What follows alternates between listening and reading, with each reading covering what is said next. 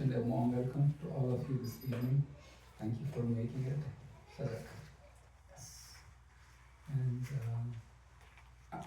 And our special thanks to our hosts, Manish and Aditi, for opening the doors of their home and their heart, for having this program every week. And I would like to welcome, especially from all the way coming from South, Krishna Prabhu, Mataji, and Vishwambar and Varanga. Welcome. All right. So we'll start off with our Mangalacharan prayers, and then last week we said we'll discuss few topics. Karma was one very big topic.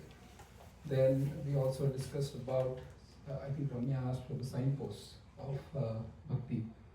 We'll try to club everything, but if we cannot, Ramya, I promise you, next week.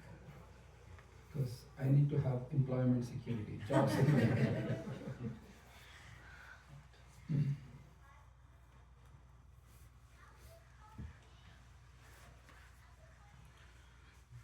Om Jnanatimirandasya Jnananjanachalakaya Chakshurumilitam Yena Tasmai Shri Gurave Namaha. Shri Chaitanya Manobhishtam Sthapitam Yena Bhutale Swayam Rupa Kadamahyam Dadati Swapadantikam. Vandeham Shri Guru Shri Yugapadakamalam Shri Gurum Vaishnavamscha Shri Rupam Sagrajatam Sahagana Raghunathanvitam Tam Sajivam Satvaitam Savadutam Varijana Sahitam Krishna Chaitanya Devam Shri Radha Krishna Pada Sahagana Lalita Shri Vishakhanvitamscha. He Krishna Karuna Sindhu Deenabandho Jagatpate Gopesha Gopika Kanta Radha Kanta Namostute. Bhakta Kanchana Gaurangi Radhe Vrindavaneshwari Vrishabhanu Sute Devi Pranamami Haripriye. Vancha kalpatarubhyascha Kripa Sindhu Bharevacha Patitanam Pavanebhyo Vaishnavebhyo Namo Namaha. Shri Krishna Chaitanya Prabhu Nityananda Shri Advaita Gadadhara Srivasadi Gaura Bhaktavrinda. Hare Krishna Krishna Krishna Hare Hare Hare Rama Rama Rama Hare Hare. Namo Vishnu Padaya Krishna Krishnaya Bhutale Srimate Bhakti Vedanta Swamini Namine. Namaste Saraswate Deve Gauravani Pracharine Nirvishesha Shunyavadi Paschatya Veshatarine. Can you repeat after me? Om Namo Bhagavate Vasudevaya. Om Namo Bhagavate Vasudevaya. Om Namo Bhagavate Vasudevaya. Om Namo Bhagavate Vasudevaya. Om Namo Bhagavate Vasudevaya. Om Namo Bhagavate Vasudevaya. Narayanam Namaskrityam Naram Chaiva Narottamam Devim Saraswatim Vyasam Tato Jayamudiraye. Nashtaprayeshu abhadreshu Nityam Bhagavata Sevaya Bhagavati Uttama Shloke श्लोके Bhaktir Bhaktir Naishtiki. So last time we discussed about the speciality of Bhagavatam, that it is not different than form of Krishna, and how by having regular recitation of Bhagavatam and knowing about Krishna and his pastimes, one gets the complete satisfaction of heart. And in that series, we started discussing the prayers of Prahlad Maharaj. We started off, and then today we are going to continue with that. And I think today's topic, I will try to focus on karma, and then we will have a trailer of what Ramya's topic is, and then we'll do that. Is that okay? So what we will do is, you have to do 7, 9, 16 today, but we will go one verse back and then one verse ahead. We'll repeat 3 verses so that we get it. Pranav, Ram, doing good? So we'll go verse number 7, 9, 15. 7, 9, 15, and then we'll do 16 is today, and 17 is the trailer for the next show.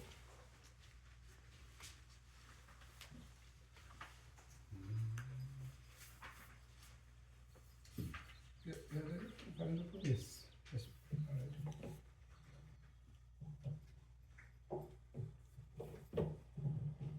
Kindly repeat after me. Naham vivemya gitate bhayanakasya. Naham vivemya gitate bhayanakasya. My apologies, I'll go slow. Naham vivemya gitate bhayanakasya.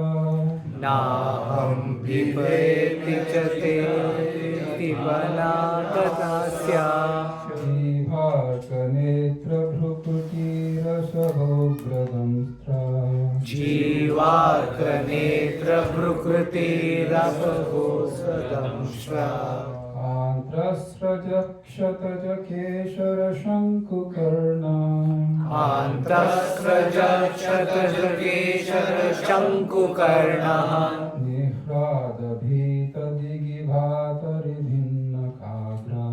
Nirradabhitadigivatarivinnakagra. Translation, please.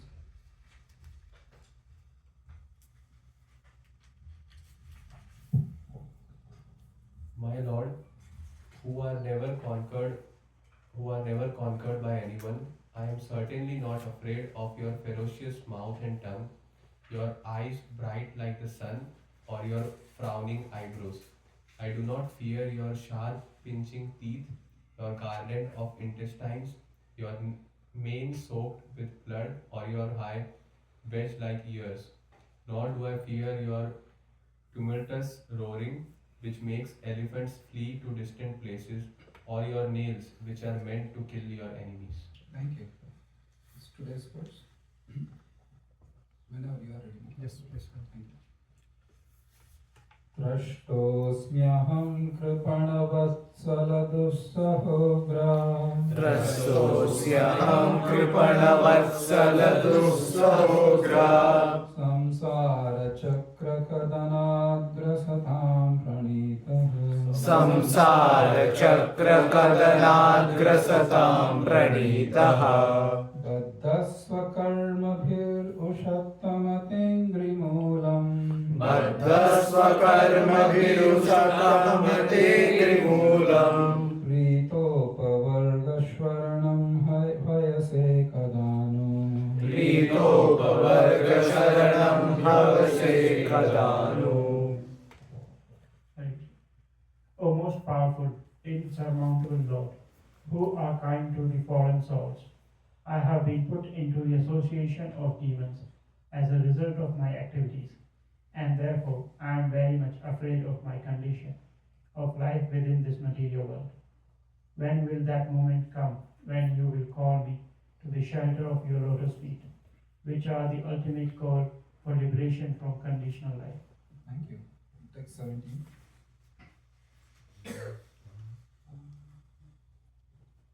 Yasmat priya priya viyoga samyoga janma. यस्मात् प्रिया प्रिय वियोग संयोग जन्मा Shokagnina sakalayonishu dahyamanaha. शोकाग्निना सकलयोनिषु दह्यमानः Dukkaushadam tadapi dukkhamatadhyaham. दुःखौषधं तदपि दुःखमतद्धियानम् Bhuman ramami vadane tavadasya yogam. भूमान् रमामि वदने तव दास्य योगम् O Great One, O Supreme Lord, because of combination with pleasing and displeasing circumstances and because of separation from them, one is placed in the most regrettable position within heavenly or hellish planets, as if burning in a fire of lamentation. Although there are many remedies by which to get out of miserable life, any such remedies in material world are more miserable than the miseries themselves. Therefore, I think that the only remedy is to engage in your service. Kindly instruct me in such service. Thank you. We will go back to the previous verse, which is today's verse. Drashtas. And then Rama, you got a chance to read, right? Rama, you got a chance to read? Yeah, just You just read. translate. Please do the purport, verse 16. 16? Okay. Yes, sir.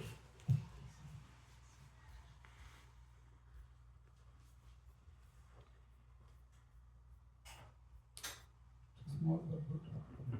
Being in the material world is certainly miserable, but certainly when one is put into the association of asuras or astric men, it is intolerable so. One may ask why the living entity is put into the material world. Indeed, sometimes foolish people tire the Lord for having put them here. Actually, everyone is put into conditional life according to his karma. Therefore, Prahlad Maharaj, representing all other conditioned souls, admits that he was put into life among the asuras because of the results of his karma. The Lord is known as Karpana Vatsala because he is extremely kind to the conditional souls. As stated in Bhagavad Gita, therefore the Lord appears whenever there are discrepancies in the execution of religious principle. Yada yada hi dharmasya glanir bhavati bharataha. Tadatmanam srijamyaham. The Lord is extremely anxious to deliver the conditioned souls, and therefore he instructs all of us to return home, back to Godhead. Sarvadharma parityajya mamekam sharanam vraja. Thus Prahlad Maharaj expected that the Lord by his kindness would call him again to the shelter of his lotus feet. In other words, everyone should be eager to return home, back to Godhead, taking shelter of the lotus feet of the Lord, and thus by being fully trained in Krishna consciousness. So today's topic is karma. I just welcome all of you who just joined. Hare Krishna. Thank you for coming.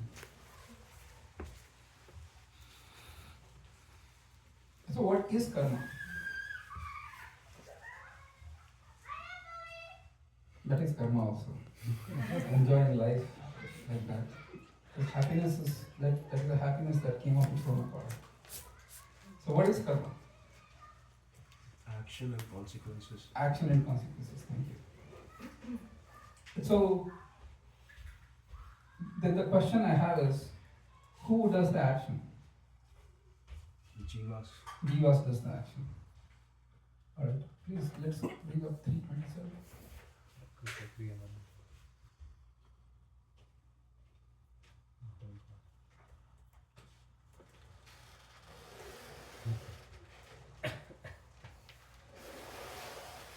Yes. Prakrite kriyamānāni प्रकृते क्रियमाणानि gunai karmāni sarvashah गुणैः कर्माणि सर्वशः ahankara vimūಢātmā अहङ्कार विमूढात्मा kartāham iti manyate. कर्ताहमिति मन्यते. Because please do the translation. I will give you The spirit soul bewildered by the influence of false ego, thinks himself the doer of activities that are in actuality carried out by the three modes of material nature. So who is doing the activity? I asked the question again. Krishna is saying that the activities are carried out in the modes of material nature. Actually, that is a very relief verse for most of us. I am not responsible. It is God. Whatever I am doing is done by God. But the bigger question comes is, if God is doing everything, why am I suffering? Yes or yes? That's a valid question. Yes. So then the question comes is, who does the karma? And let's see what Krishna has to say about he accepting the results of our karma. Then if everything is done by God, then he should be saying, yeah, I am responsible for it. You have to 5:15 please.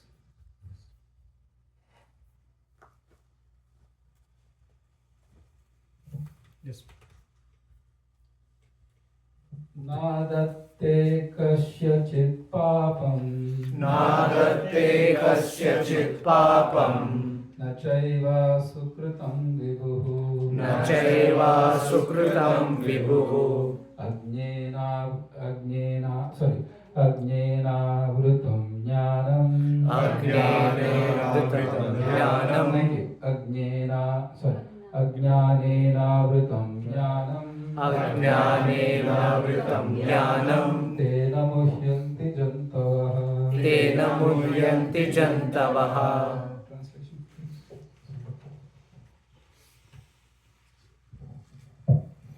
Nor does the Supreme Lord assume anyone sinful or pious activities. Embodied beings, however, are bewildered because of the ignorance which covers their real knowledge. Yes. So then who is? We need to pin the blame on somebody. Make somebody the scapegoat. Yes or yes? Krishna is saying that the material nature is doing out the activities. The Lord is saying, I am not going to accept anybody's sinful or pious reactions. Then who? Is it a valid question or no? Then where is karma going? Who is doing karma? What is karma? Where is karma going? So the thing is, Krishna gives the answer in this particular verse that I am not responsible for the actions, the good or the pious actions of the jivas. The jivas are themselves responsible under the influence of illusion. Ajnanena vrita jnanam tena muhyanti jantavaha. So ajnana means what? Ignorance. Avrita means covered. Ajnana, enavrita ajnanam. So the jiva or the living entity is covered by ignorance. And in the ignorance, he is thinking, I am the doer. And when you have that identity that I am the doer, then Krishna is saying, I am merely the witness of your karma. If you know what karma is, then you will be aware of what actions you are performing. But if you don't know and you think I am the doer, then Krishna is saying you are responsible for it. I'll give a simple example. And I will pick on someone. Okay, let's put there again. Pranav. Pranav has a desire to go to Sicily, Italy. He heard a lot about Italy and Amalfi Coast and everything. And he goes, he has to buy, obviously he is not that wealthy that he can buy a car in every continent of the world, at least now, as of now. Never know in future. But he rents a car. And then he rents the car, and I don't know the rules in Italy, but here in US we drive on the left side or the right side of the road.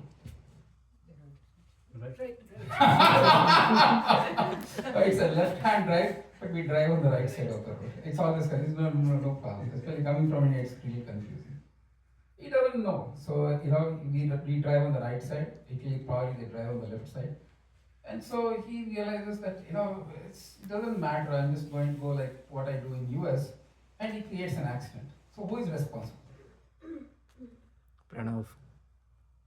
But in one sense, it is true, Pranav is responsible, but more than Pranav, it is ignorance of the laws that is responsible for it. Pranav is a very sincere fellow, But if he had known the rules, he would have never broken those rules. So you can see how the tragedy in the material world unfolds when the jiva is ignorant of his or her own self. And in that thing, because I am ignorant of my true nature, then the only other choice I have is to be aware of material nature. I am not aware of the spiritual nature, which means I have to be aware of the material nature. And Krishna says material nature means there are three modes: sattva, rajas, and tamas. You've got to act in one of those. The action doesn't happen. It is not like three modes of material natures have put a gun to the head and you say you act. The gun to the head is put by Krishna, who is already designed, saying that without acting in this world you can't even maintain your body, so better act. So that gun is already there in the form of hunger, thirst, fear of losing the body, health, and so on. That Krishna has jammed it up properly. But the thing is, if Jiva doesn't understand that I am not this matter, but I am Atma, purely a spirit soul, then I give myself to matter. And when I give myself to matter, we discussed that there is 5 gross elements. Anybody? Air, Earth, fire, fire, water, air, ether, ether. Perfect, fire. And then there are 3 subtle elements: intelligence, intelligence, mind, false ego. Thank you. So the jiva, forgetting the spiritual nature, he has to work with these tools that you have, gross and subtle tools. So one of the subtle tools is false ego. The false ego, that's where Maya or material nature captures the jiva, and how Maya shows the actions, the jiva follows it. I'll give an example. If you go to a concert, right? People actually said that, what an amazing concert it was. I haven't been to the rock concert ever in my whole life. But a good thing is happening in India, I heard, these days. Instead of the rock concert, there is bhajan clubbing. Thank you. Good. But a person went and he said, I just had a great time. I danced with my friends. We danced so much that our legs hurt and so on and so forth. But did you truly dance out of your volition? You did, but the influence was actually the stage. The stage was saying, the singers were singing some song and they were dancing, and the whole crowd was dancing along with them. The person did not have to dance, but because you're in the influence of that whole concert, then you get absorbed in that concert and you act.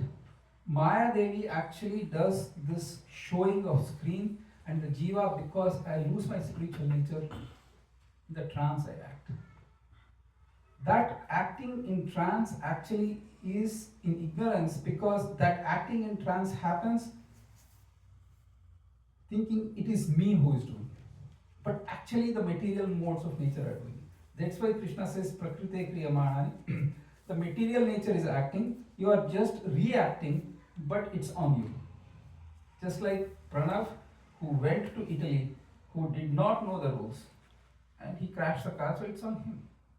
So you can see how Bhagavad Gita then becomes the license book, where you need to go through the book, pass the license, and then you are ready to drive the human form of life. Otherwise there will be accidents. Even if for people who are practicing yoga, still there are accidents, but at least there is hope that Krishna is saying, you are on the right path. There will be ups and downs, don't worry, I will take care of it. But if you don't have that knowledge, then you will spend this life vigorously pursuing the quote-unquote success of this world, and you will end up in a futile position, like the richest man on the earth streets, saying that those who say that money can't buy happiness, know what they are talking about. So that you heard that. Yeah. Then it will end up in frustration, because you have not understood the nature of this world, more importantly your own spiritual nature, and your part in this. Is that helpful? We need free-flowing questions. No questions are Yes, please. I think we had a bit similar discussion before.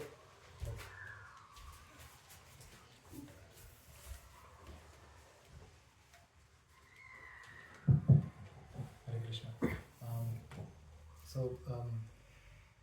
Yeah, the analogy that you gave, that I mean ignorance, that's why I'm not following the rules and doing something, then it's on me.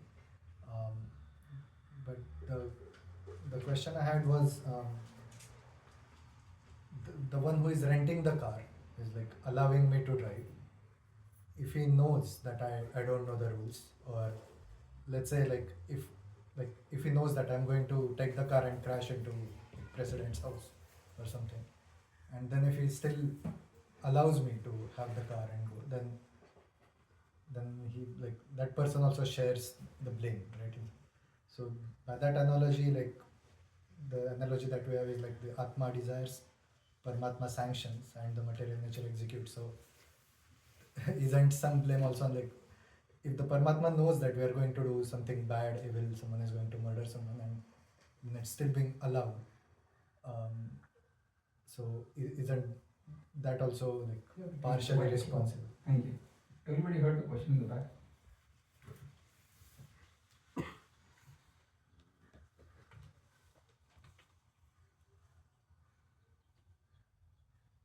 Paramatma will not control you in this world. The nature of Paramatma is, because you have chosen to not turn your face towards me, I will not interfere with your independence. But every millennium, I will come and I will give you the message, come back to me. And it is the Jiva's choice to kind of pick up on call of Bhagavan. That's what it's mentioned in this purport, that the Lord is very anxious to get out of us from this world, but He is not willing to kidnap us. If He can kidnap us and take us back, but because we are not purified in our heart, we cannot go back. Krishna is saying, unless you are completely pure, you cannot come back to me. So that purification process is this material nature. So, to an extent, yes, he is responsible for it, but if you want to jump into the fire and you know that it burns, and you jump into it anyways, who is responsible? I'm giving a crude example. Obviously, in Italy, they might actually check, and you will be smart enough. You are smart enough, by the way. For those who are not familiar, he is really smart. He can come to me and ask for the details of his smartness a little later. I don't want to embarrass him publicly. But you will figure out. But the thing is, they will do a minimal check, but that's about it. This is one aspect to it. But this karma aspect has another dimension to it. Now, I only think of karma in this life. But what about karma in the previous lives? The life before that. I have taken unlimited number of lives since time immemorial. Then how do you account for all this karma? And how many lives I've spent in ignorance? How many lives I just said, this is me, the reality, this body and the world is my only reality, exclusive reality. And my focus, my attention, my heart is everything in this world, and I'll only work for this world only to realize that the body is going to go and you get another body. And again, and again, and again. This is where the purpose of having programs like this have an enormous significance, because this knowledge is being disseminated free of cost. Harvard charges $120,000 per year, but you will not get the knowledge of Gita. So this knowledge is supremely important for the soul to start the journey back to Lord. Is that helpful a little bit? Krishna, in the conditioned state, does not interfere with your independence, but he also is making sure that he is permitting some things. Please understand, there is a dimension. It is not like Krishna is holding you on every level. You have some flexibility, but those flexibilities are often determined by the modes you are associated with. For example, if a person is very passionate, you are really, really passionate, and then you want to achieve success, Krishna will allow you to work very hard day and night for your results, but then he will give you results only that you are destined to get. He will not allow, he will not say, Pranab, don't work. He will say, that's your nature. In fact, in the Bhagavad Gita, Krishna says to, he says to Arjuna that, oh Arjuna, you are saying I will not fight. In the first chapter, Arjuna says he will not fight. In the 18th chapter, he says, impelled of your nature, you will fight anyways. So Krishna is saying he's not interfering with that aspect. He will say how much Pranav will get, how much happiness, wife, children, wealth, health, all these things. Krishna says it is me who is going to control it. And when I control it, at the appropriate time you will get something, whether you expect or not. There are millions of parents in the world who want to have kids. They can't. Vice versa. People don't want to have kids. It's just destiny comes and goes. Is that helpful? But more questions, go. I know you are a person who wants to go deep. No, I understood that, like the approval by Paramatma is in terms of not like every specific action, perhaps, like it's a broader allowed regime of what you can do. Within that you have complete independence. I also remembered one analogy regarding this is that if like a small child is trying to repeatedly put their hand in a rotating fan, then parents would stop that child. But if the child is like adamant, then they might let the child put it one time, so that the child will like realize and then won't do again like on its own. Yeah. Excellent. Yes. Krishna will make sure of that as well. Thank you. Thank you. Other questions, comments, concerns? All right. Vikas, go for it. You have to get the mic so that it will benefit people who are nearby. You see, you mentioned about multiple lives and you've accrued a lot of karma.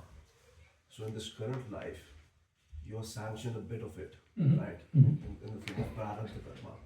So is Krishna doing the allocation based on the spiritual lesson you need to learn in this life? That's my question. So Krishna doesn't get involved till the point a soul surrenders onto him. Otherwise, it is the material nature that Krishna has just like you have put the child into the boarding school. And the boarding school rules and regulations, they take care of the child, they do all those things. The parent is not involved. The parent gets occasional reports. But then if there is a homeschooling, then the parent is fully involved. Correct? Same way, in the conditioned state, material nature is taken care. And Krishna is such an amazingly wonderful friend that birth after birth after birth, he sits as Paramatma in your heart. The material nature does the allocation, he just sits in your heart, just waiting, watching, just seeing what you're doing. He'll never give up your company. But then when a soul surrenders onto Krishna, then Krishna takes you out of the boarding school and puts in the homeschooling. Homeschooling also, it's a little bit of challenge, but it is better. You feel at home. And that's why Krishna says that api chet durachara. There is a verse in Bhagavatam that says even if a person is most abominable in his or her behavior, but if they are unalloyed devotees, then they are considered to be sadhus. So he gives those kinds of flexibilities. That doesn't mean like we should do that and claim ourselves to be sadhu. Is that helpful with that? Little bit? Alright, more questions? Yes. Hare Krishna Prabhu. I can't remember if I asked you this earlier, but I'll ask again. Please. I think we had discussed karma briefly initially as well. I've heard somewhere, I don't know if it's true, but they say that when we say we are having deja vu, right, like we can remember, oh, like this has happened before, maybe. Is that somehow connected to our past lives? I don't know. Well, in exceptional cases, Krishna gives the memory of past lives. It depends completely on Krishna. Sometimes the soul is so attached to certain things. For example, a particular place. It really, really intensely attached. And for there is a tragic death that happens at the very instance. There can be lingering memories that Krishna might allow, and then you might remember the past life. Might, in exceptional cases. But usually you don't want. I have a question for you. Were you like driving on the road and you suddenly didn't see something and you like put a hard brake and stopped just in time? Happened? Yes. Some people are nodding. Right? Yeah. Very pleasant experience if you remember. No. You ideally want to avoid that experience. Yes or yes? Yes. I think many years ago I had such experience. But that's a different kind of experience. Not that a car experience is much more pleasanter than what experience I had, but that's for some other time. I really don't like to recollect that experience. And that experience happened once in your life. It is very, very vivid in your memory, a memory that you want to avoid. Yes or yes? Now imagine Krishna giving you memory of the previous life, of how you were horribly murdered by someone, and the pain, excruciating pain that you felt as you gave up your body. And if Krishna gave you remembrance of the past lives, I promise you one thing, you will not want to get out of your bed in the morning. What is the purpose anyways? It is going to again end this way. But Krishna mercifully erases the memory so that the jiva feels, okay, another life, yes, I have this whole world to conquer, this world is mine, so that enthusiasm is there. Please, I'm not saying you should dampen your enthusiasm and go back and sleep in the bed and never. Monday morning the boss calls you, where are you? Dude, what's the point anyways? That is not the purpose. The purpose is our purification happens gradually, and we cannot take the knowledge of the temporality of material nature to get depressed. But rather, it should actually accelerate, saying that this is not the place. Just like if you are in a hotel, when you are there for 10 days, your counting of when you leave the hotel, it doesn't actually give you so much of depression, as in a sense of, okay, I need to cover all the places I came to visit. For example, I came to this country to see so many things, I need to do it. There is a sense of urgency rather than, oh my God, in 10 days I'm leaving, what's the point? Let me never get out of the hotel bed, I'll sleep here only. 10 days later you are kicked out. Yes, sir. That's the point. Never feel depressed, but awaken to your true potential as Atma and realize that in the world instead of getting distracted by the sideshows of this world. That should give the impetus. Make sense? More questions on this? And then Anusha. Hare Krishna Prabhu. Hare Krishna. So we Sorry, your name again? Rishi. Rishi. Yeah. We often hear that if something is meant to happen, it will happen. Who's controlling that? Is it the materialistic world, or is it Paramatma? Like, who is controlling that? So when you say when something has to, can you give me a concrete example? Because it's a very broad term. Something has to happen means Yes. yeah. It can be like for Pranav, you said that he met with an accident or something Uh-huh. happened. So is it because of his past, like he did something in the past and that's why he has to face that in the present, or why is that happening now? So Is it just because of ignorance or something of his past karma which he has to nullify in this present?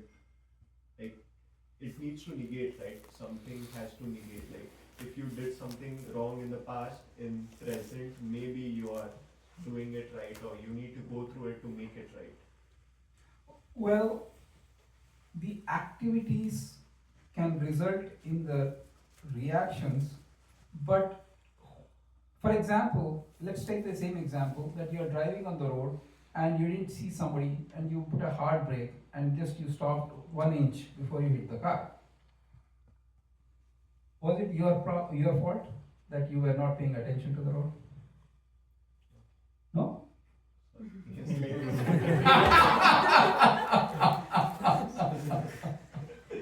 So here is the thing. If you are a devotee of Krishna, you are supposed to have an accident that day, but he saved you from an accident. If not, you are not destined to go through that trouble that day.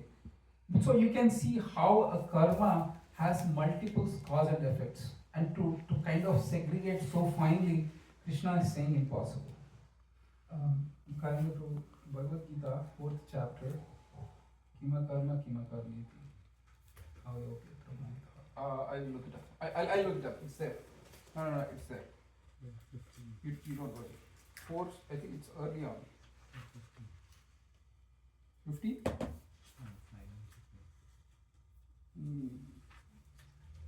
16. 4:16. Thank you. Kindly lift it up. We are still on karma. We barely scratched the surface. Kim karma kima karmeti. Kim karma kima karmeti. Kavayopyatra mohita. Kavayopyatra mohita. Tatte karma pravakshyami. Tatte karma pravakshami. Yajñātvā mokṣase shubhā. Yajñātvā mokṣase subhat. Rishi, anyway, you have the mic. Please do the translation. Even the intelligent and bewildered in determining what is the action and what is the inaction. Now I shall explain to you what action is, knowing which you shall be liberated from all misfortune. So there are 3 types of activities. One is called karma, which is your regular duties. One is called akarma, which means duties that you perform don't have reactions, either good or bad. And the third category is forbidden activities, or called vikarma. So there is karma. Akarma means non-reactionary work. Vikarma means prohibited or forbidden activities. Now, even the intelligent people fail to understand. I'll give an example. I'll not pick anybody because this is not a nice example. A person steals something. Is that a forbidden activity or not? That person is stealing a loaf of bread because he or she is extremely hungry and in word of starvation. Still forbidden? No. So here is the thing. In emergency, vikarma is not vikarma. In emergencies, so you can see how a activity is impossible to classify as black and white. So my request to you, all my dear devotees, is not to worry too much about what is karma and what happened in the past. What am I doing? Try your best to use your intelligence to follow the right path. I'll give one more example. This is one emergency situation. Suppose a person kills another person. Should that person be killed? Yes or yes? Depends. How? If he's a soldier protecting his country, then he's doing his duty. Thank you. One example. There we go. One more example. A Brahmana, if he kills, we can never kill him. Shastras say that you can either just banish him from the kingdom, you can take away his wealth as punishment, but a Brahmana can never be physically killed. So you can see how karma or vikarma, that's why Krishna is saying even the intelligent people find it very hard to know what is karma, what is akarma, what is vikarma. Right?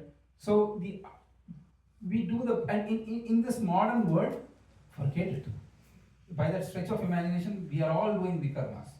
Women, don't get me wrong, including me. Because you cannot accept employment if unless you are a Shudra. A Brahmana, a Kshatriya and a Vaishya are never supposed to accept employment from anybody. They are supposed to be self-employed. And self-employed as in, you are supposed to be doing your own activities. Again, self-employed is that I am a Brahmana, I open a shop. You have to do Yajan Yalam Patan Patan. You have a strict guidelines of what you can do. Same is case with Vaishya. Vaishya is that I can either do agriculture, I can do cow farming or cow protection, or I can do banking. I'm a Kshatriya, I need to have So modern world, where is the option for all those things? So what karma, vikarma I am doing? So that is why the Vedic path of karma yoga, where there is a strict definition of this, is completely just mushed up in the modern world of Kali Yuga. So that is why the paths of karma and jnana and dhyana, it is next to impossible. That is why here the Gaudiya Vaishnava says bhakti is the one thing that is not needed a prerequisite. That is not needs your past to be pristine, not needs to be that you are born in a high family. You can do bhakti to Krishna and you can get the ultimate results in the age of Kali Yuga. So for people who are too much into what is my duty, what should I have been born, what is my mission of life, am I destined for some greatness? Well, chant Hare Krishna, you are always great. Makes sense? I need to keep it. I am time. What is the time? 7:57. Here Prahlad Maharaj is saying the same thing. Because of my past karma, the other thing of karma is this body that I have is a manifestation of my karma. If a person had a very good activity, then you are born in a very rich family. But if you are born, if you have a body, and you can see bodies in the poor families. Why is Krishna so horrible that he one soul he placed in such a nice family, the other soul? Krishna is saying, I'm very neutral. According to your karma, you are getting these bodies. And please understand that as long as the other aspect of karma is that I'm colored by fruitive mentality. Karma means that I perform acts, I need to get the fruits and I'll enjoy the fruits. And if I have that mentality, Krishna is saying, then I will keep on giving you bodies till you overcome this mentality that I am the enjoyer of the fruits of my activities.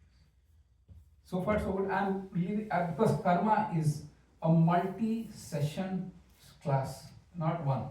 It will take many hours to cover. So I'm just trying to put as much, otherwise, Ramya will be like, dude, when are you going to come to my topic? Which will no, actually Anusha, she had her hand raised. So Prabhu, I'll ask later. that's okay. Why later? Prabhu, it's a little unrelated. That is fine. Prabhu, I wanted to know, you said surrender and Krishna will take care. So, for me, I may think that I have surrendered, but for me, I may think I have surrendered and I'm trying to do what I can, but first, I might not be meeting the baseline that would be the baseline for someone else. What is the baseline of surrendering? And the second, just the follow-up question, is Paramatma stays in all of us, right? So, if I'm not being kind to my fellow people or I'm being harsh in any which way, occasionally, not occasionally, have I surrendered? Okay. We'll do 1866. I think somebody also asked about surrender. Previously it was asked. Yeah, he didn't come. He told Rachit Prabhu that he. I see. So I removed the question from the list. Okay. So, but this question has come up. We'll discuss when Rachit comes back. We'll do it again. We'll do 1866. This is one verse we should all memorize. I humbly request you. If you want to know what is Gita speaking about, what is this? Everybody talks of Gita Sar. Yes or yes? Gita Sar. Gita Sar is only this one verse. This Krishna, and you are saying, I am not making it up. Krishna is saying, I have given you confidential, more confidential, most confidential information. There are only 3 verses in the Gita that are most confidential. And one of them is this. This encapsulates everything. Can you repeat after me? Sarvadharman parityajya Mamekam sharanam raja Aham tvam sarva papebhyo Moksha ishyami ma shuchah. I would have done more times, but translation please. Abandon all varieties of Yeah, keep your mic closer. abandon all varieties of religion and just surrender unto me. I shall deliver you from all sinful reactions. Do not fear. Thank you. And please give the mic to Martin. She can do the first part. The Lord has described various kinds of knowledge and processes of religion, knowledge of the Supreme Brahman, knowledge of the Supersoul, knowledge of the different types of orders and statuses of social life, knowledge of the renounced order of life, knowledge of non-attachment, sense and mind control, meditation, etc. He has described in so many ways different types of religion. Now, when summarizing Bhagavad Gita, the Lord says that Arjuna should give up all the processes that have been explained to him. He should simply surrender to Krishna. That surrender will save him from all kinds of sinful reactions, for the Lord personally promises to protect him. Thank you.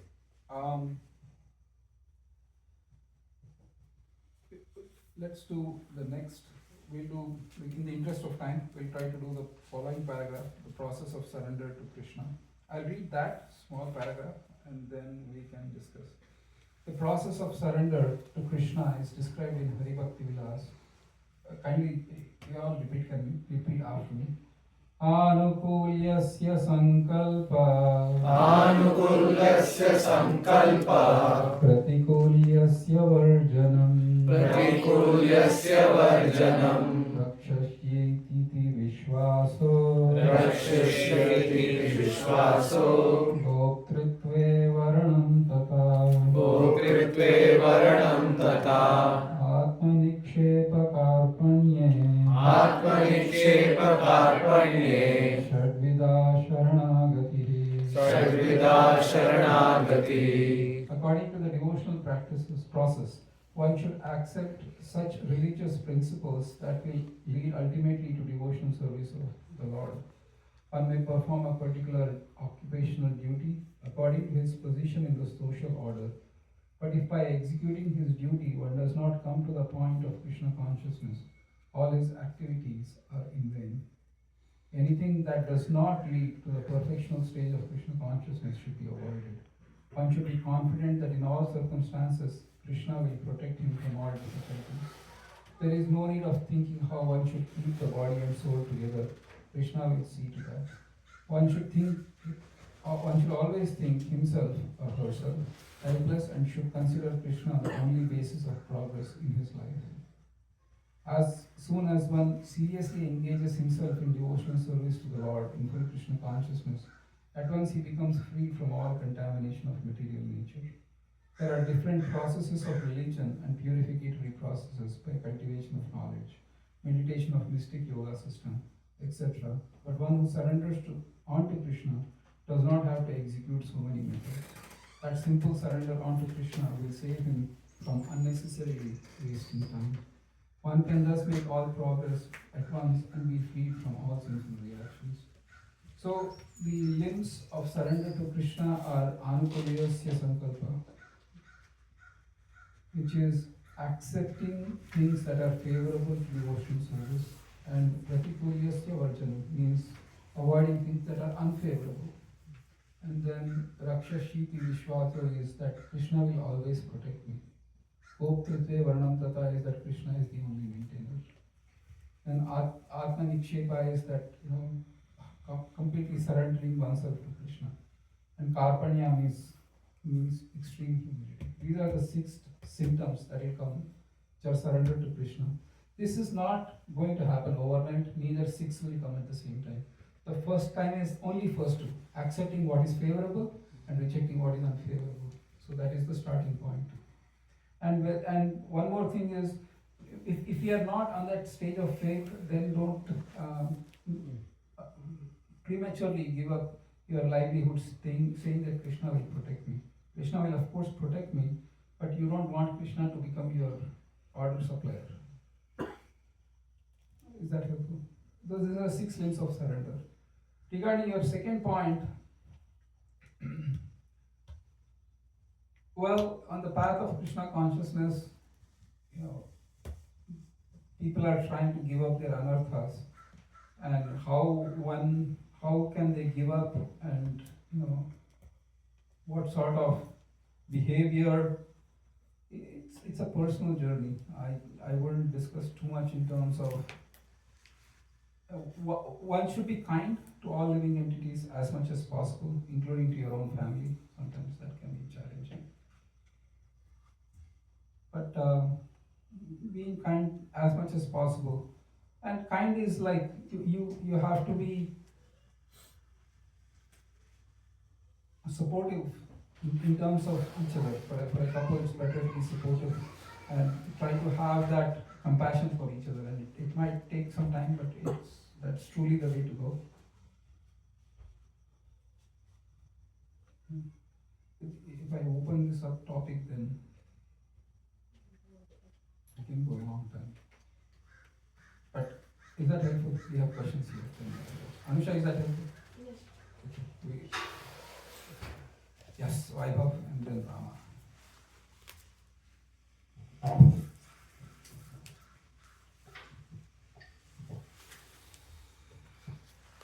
Hare Krishna. So when we surrender, right, or let's say like I think everything will be taken care by Krishna, and let's try to be cooperative and be considerate to everyone. Now in this situation, what happens? People try to utilize you, exploit you, abuse you, and then you are like sustaining, but it doesn't work for longer time. Correct. After 6 months, year or 2 years, you realize it and you feel guilt, and you always get in the like somewhat like a sad or different mindset. Like I have been utilized and I was not being fair. So it can derail from your devotional service also, right? So how we should deal with this kind of situation, because we have to set somewhere, right, that when to stop acting considerate. And so Vaibhav, you answered your own question to a certain extent. When you said that I surrender to Krishna, Krishna will take care of everything. He will not become your secretary to schedule what you should do or what you shouldn't do. It is still up to us. One of the things we should understand is what level I am on. For example, am I on the beginning stage of devotion? Am I on the intermediate? Am I on the advanced stage? Based on that, then one can decide one's activities.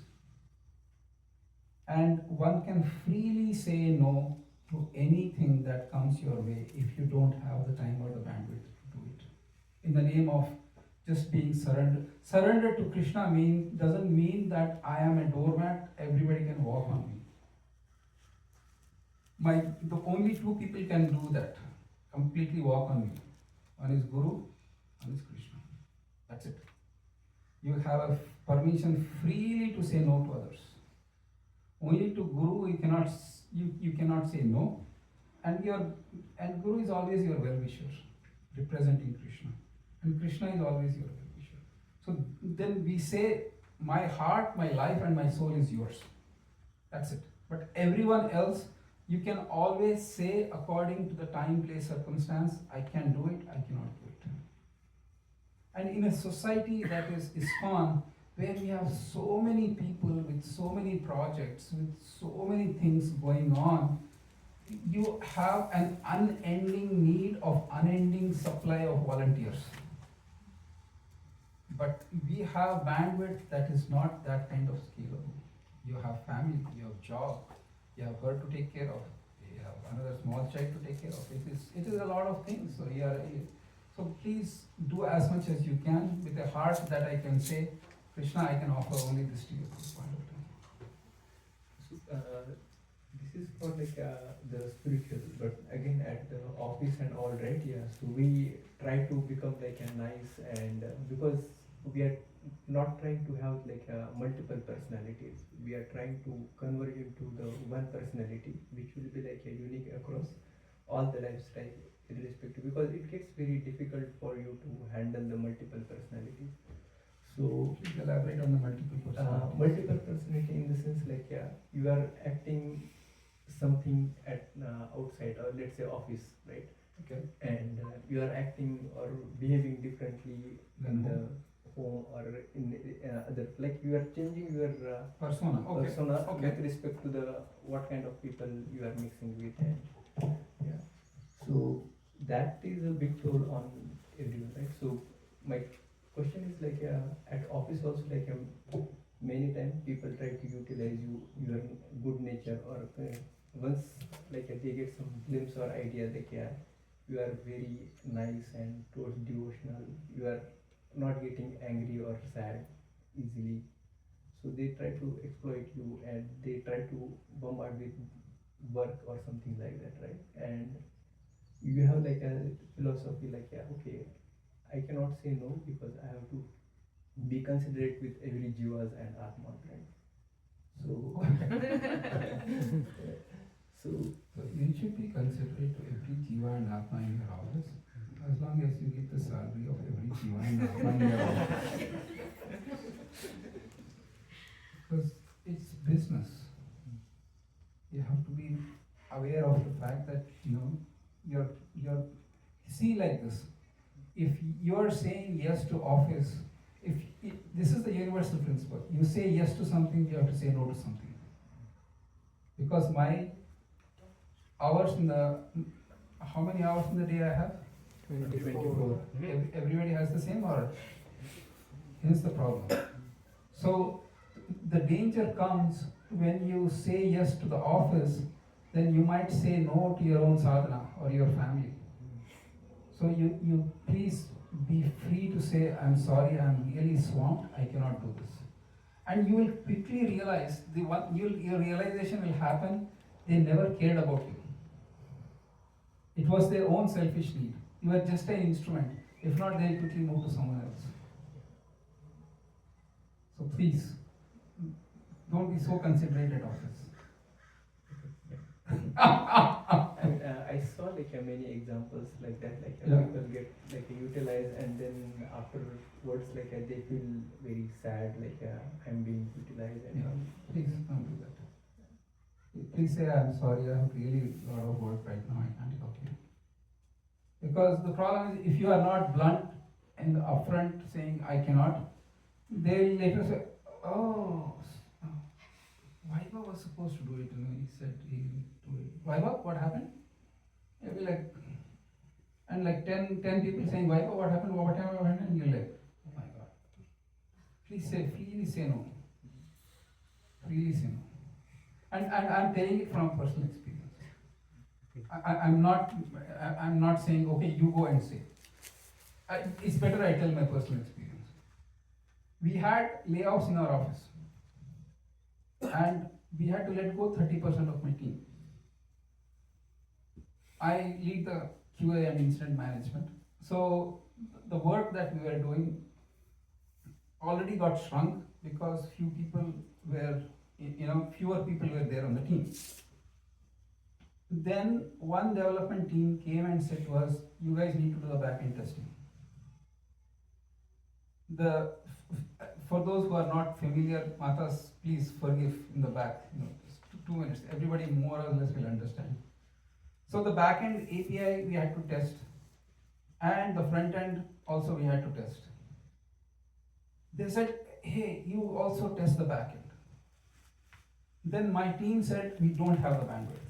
Please don't, and they come to me when there is no other option.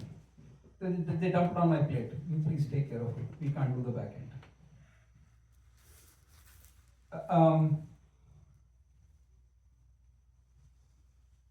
But I said, every team in the company, development team, they do their own back end testing. Why is it that we have to do it? Oh, last time you did it. Last year you did it. So that's why we are coming. One of the hallmarks of being nice and considerate at work, you will get a repeat customer. They become your loyal customers free of cost. So my team said, we can't handle it. We don't have the bandwidth. And last year we did it because we had a lot more people, 30% of the team got laid off. We can't do it. You deal with it.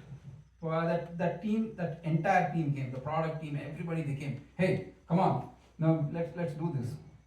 And I was not abrupt, but I said, look, Why are we doing both the testing? We will do the front-end testing anyways, that will include the API testing. And we don't have that kind of resources. And I pushed back. I really pushed back. And later it went to some upper channels and they said, okay, we'll take care of it. But had I not pushed back and pushed back on my team, the deliverables would have kind of got done, and my team would have said, what kind of this manager is there that he can't even protect us when we really are down and out. So if you look, and it will be so liberating, by once you say no,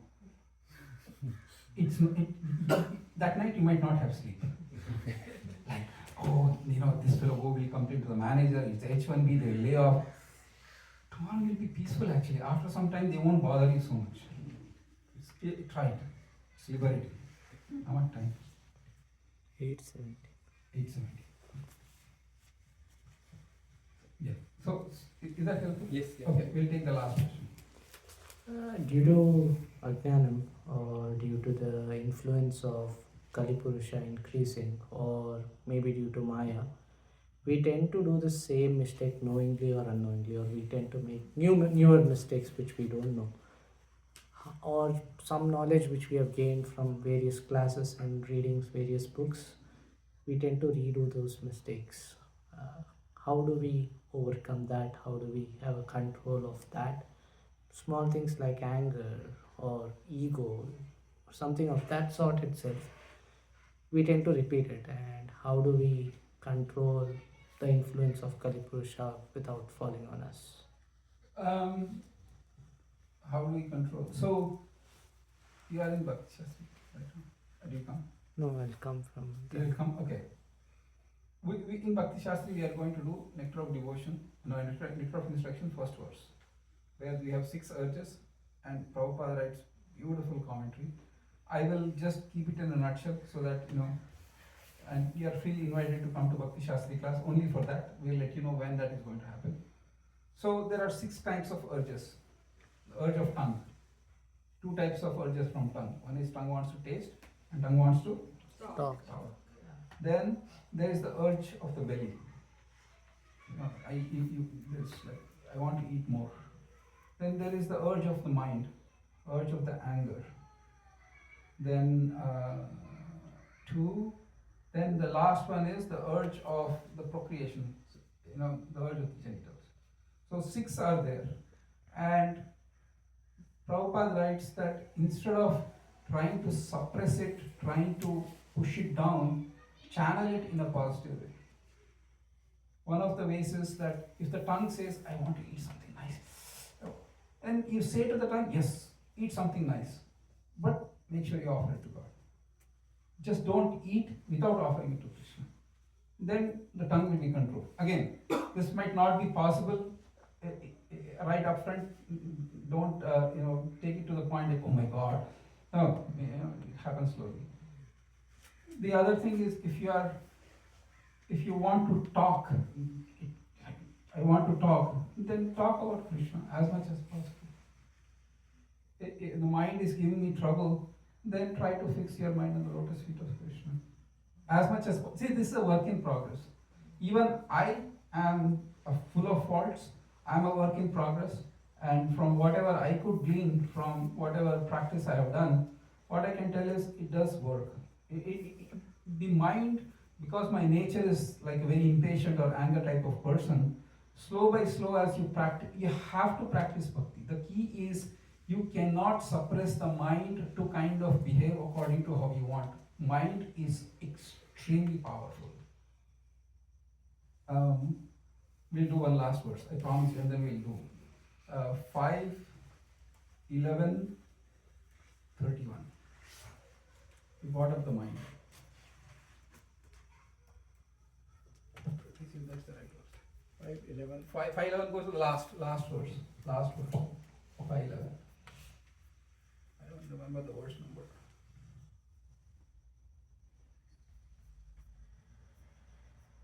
Yeah.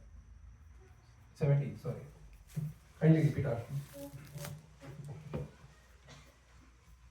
Sanskrit, okay, sir. Pratravyamenam tadadabraviryam Pratravyayenam tadadabraviryam Upekhyayadyeditamapramataha Upekshayadeditamapramatrava Guror Hares Charanopasanaastro Guru Hare Charanopasanastro Jahi Vyalikam Swayamatmamosham Jahi Valikam Swayamatmamosham. Anybody will get a chance to read, please do the translation.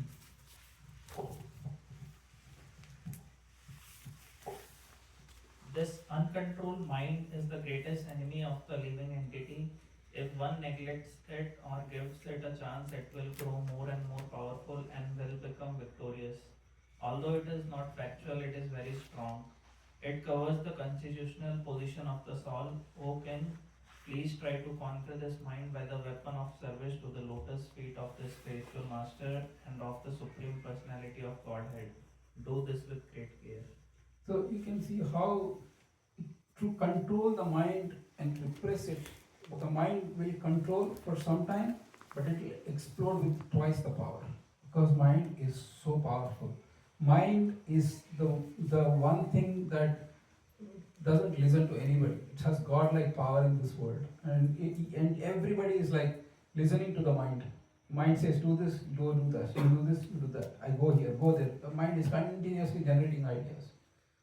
What is the weapon is Gurur Harer Charano Pasana Astra. Astra means weapon. Guru and Hari ke charan ka seva. That is the key to actually overcoming the mind. Otherwise, not so much. In Kali Yuga, with smartphones, good luck. So the idea is that Bhakti Yoga actually will take the mind from matter to Krishna, and as we practice on a daily basis, then the mind kind of takes this material world and the enjoyments not so great compared to what I'm experiencing. And I'll give an example. If you eat laddu, prasadam from temple, any temple where it is offered to the Lord, is there a flavor? Yes. It's intensely like a different kind of flavor. And then if you after eating that, you go to a sweet shop, and then the flavor will be very different. The material and the ingredients are the very same thing.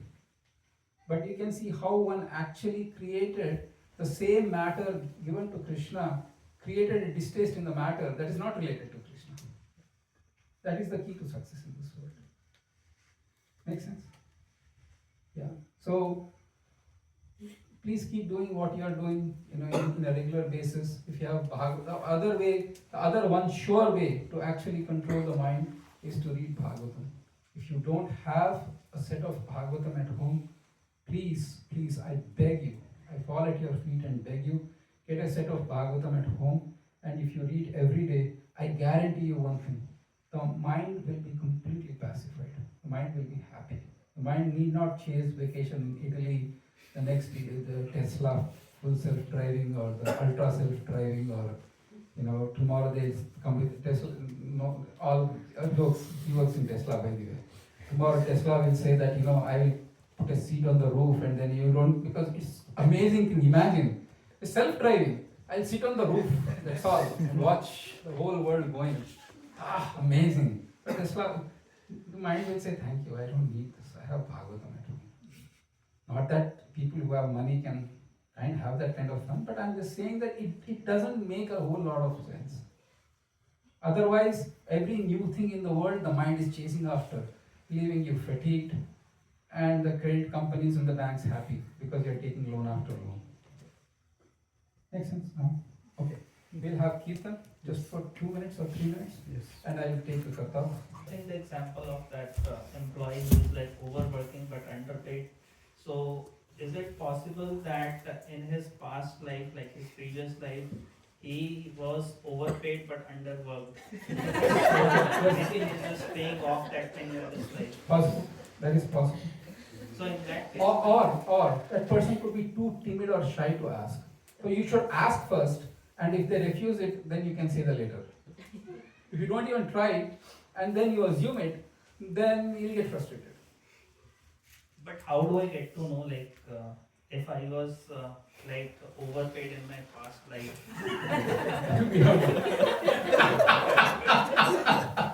You don't know. You don't know that. That is the thing.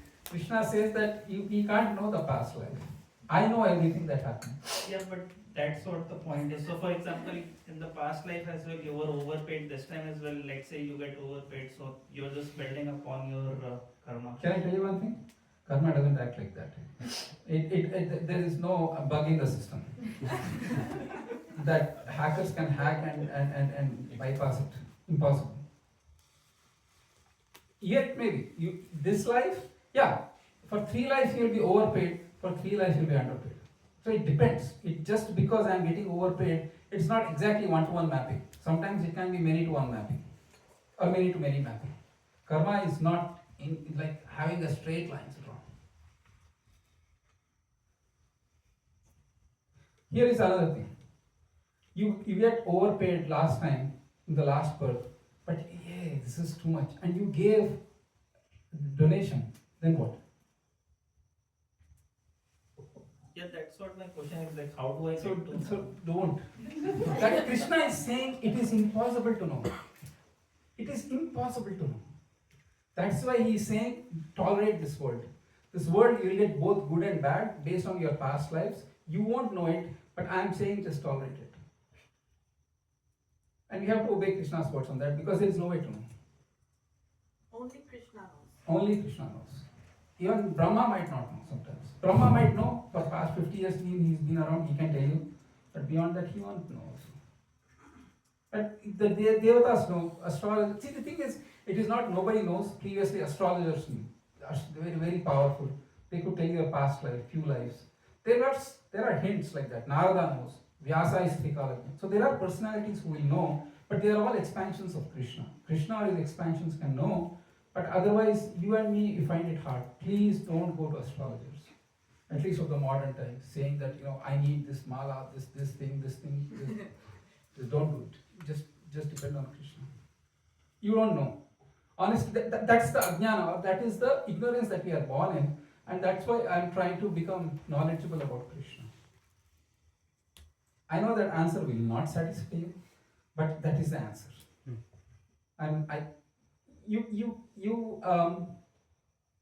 But we can take it offline in case you have a burning question that I need to get answered. Otherwise, I can't sleep tonight. Then see me ask you any questions. Yeah, sure. Thank you. Thank you. Your good name? Manish. Manish. All right. Anusha has one last question. Okay. We'll not do Kirtan as well. So don't worry about it. Questions can keep coming, but Kirtans. Okay. So if say I'm suffering because of my previous karmas, as a result, my child suffers, my parents suffer. Like, what is their doing in this? It's communal. It's communist situation here. No, really think about it. So, I mentioned there are 3 types of suffering in the last class. Suffering from external sources or demigods, wildfires, earthquakes and all that. They will suffer but cold in Chicago, other places. So you suffer. That is suffering caused by external. Then there is a suffering caused by others, right? Then there is a suffering caused by my own body and mind. 3 types. So you can see how suffering caused by others is included in that. Krishna will arrange it in such a way that all the actors come together on the stage.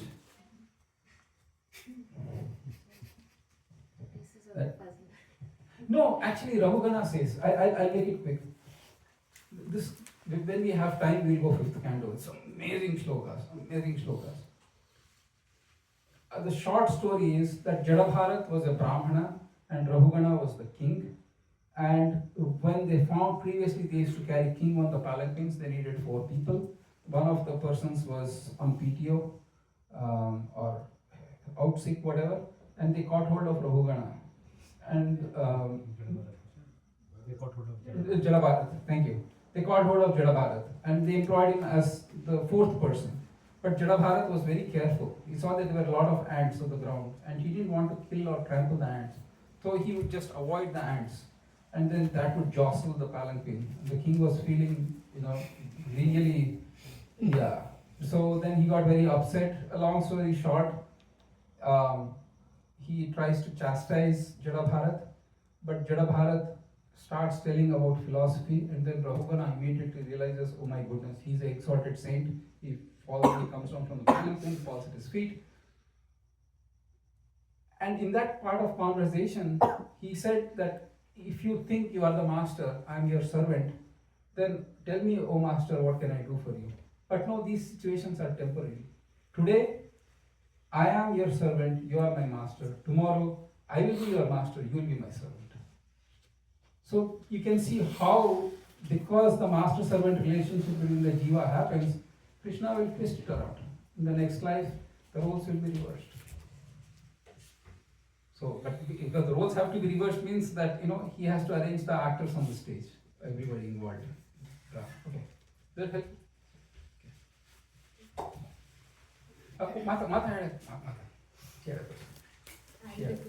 No, it's okay. Doesn't matter. Yeah, I had a question regarding the 6 urges that you spoke about. So there is that anger there. Correct. And I feel anger is a little different than other urges. Like you don't get urge to get angry, right? So, I mean, you get angry because of different kinds of things, right? So if there is adibhauti kind of thing, like from other person's actions, you get angry, especially if you're working, if with the fellow employees, you get angry about something. So, and then with this verse, you explain that you have to train your mind to try to, control it or maybe get over it. But until that point, when you get angry, what do you do with that? Because whenever I face such situations, I feel very bad because I get angry and I might talk to my husband about that situation. So how do you deal with that there? If I understand you right, the anger at work. Yeah, anything which is because of other actions, others' actions. Does it also get pushed on to your husband?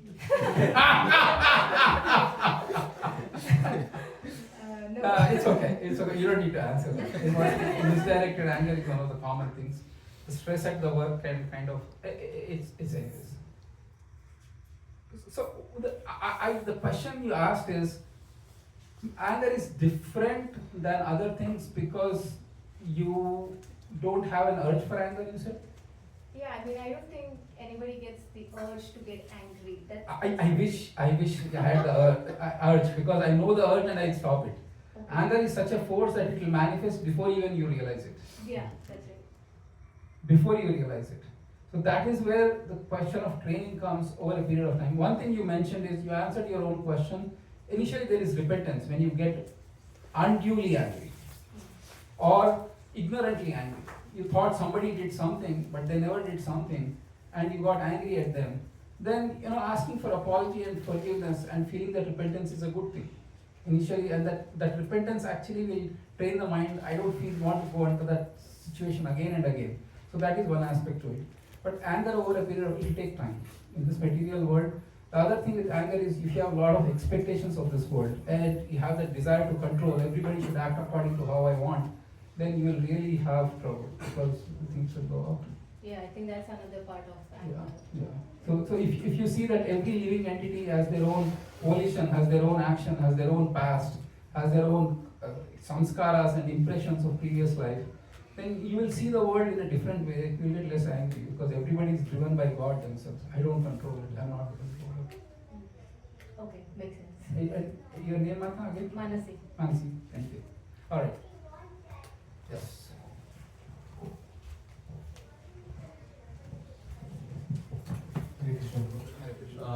In the earlier part of the class, when you were answering Pranav Prabhu's question, you mentioned one sentence. I am not able to get that sentence completely. So I'll say that sentence. If I'm wrong, then please correct me and explain. So it was that if you are a person who wants to give too much efforts, if you are in a mode of rajas, that I want to work, I want to achieve something, I want to do. So Krishna will keep you in a position where you will have to work, but the results he will give when they are meant to be. Correct. So that can you elaborate more or explain more on that? So the jiva, if I am situated in the mode of passion, I usually am eating very spicy foods, one of the things. And the health actually goes down because you eat spicy, because you take so much of stress. Now, Krishna will not interfere with that. But I as a jiva can say this is too much. Because being in the mode of goodness actually helps me become more peaceful and calm. So as a jiva, I have the initiative to change my mode based on my lifestyle and what I eat and what I do and so on and so forth. That choice I have. But Krishna is saying you are jammed up in the modes, then be in that modes. But if you don't even know that the mode of passion is not good, there is a mode of goodness, how will you move without that knowledge? So you can see how ignorance will bind you to that mode, and Krishna will not give you, Krishna will not interfere with your activities or with you being in that modes of material nature. Is that helpful? Yeah. But one follow-up, that if you feel that your tendencies of behaving in the mode of passion is your duty being in this stage of life. For example, I am a student. So if my duty as a student is to work diligently, give my 100% of efforts in whatever task I am doing, and due to that definition of my duty as a student, I am being in the mode of passion, and still because of some reasons there is that tendency of expectation of reward. Correct. So I am continuously working in this mode of passion, assuming it as my duty as a student. Correct. But you say that the rewards will be given when they are meant to be given. So the question is how to get disassociated by means that is the fundamental question, that how to get disassociated with realizing that the duty as a student should not be done completely in the mode of passion itself, and move towards the mode of goodness while maintaining and doing your duty as a student. The answer, I'll give a simple answer because we'll stop because of something today. The answer is this. In the mode of, you do your duty in the mode of passion because you have to face the competition. Arjuna had to do that war in the mode of passion. But once you are out of it, then don't be in passion. Adopt passion as a means to your duty, not the end in of itself. So when you have to fight, yes, then you have to go fully, be really involved and be passionate about this and then get this done. But know that eventually will not lead you to the higher goal. So give up when it is not needed. Adopt when it is needed. Is that helpful? Yes, it makes sense. Yeah. Thank you. I mean, if you are a Formula 1 race driver, and then mode of goodness, I should go at 30-40 miles per hour. That's work. Or you are an Olympic athlete. Pehle aap, you go. Got it. Yeah. Okay. Sorry, we just went forward. We'll not, because of the time, we'll not have Kirtan. Probably next time we'll have Kirtan, right? Mukharendra Prabhu, what do you say? Maybe 2 minutes, Ketan. 2 minutes, Kirtan. Kirtan. There we go.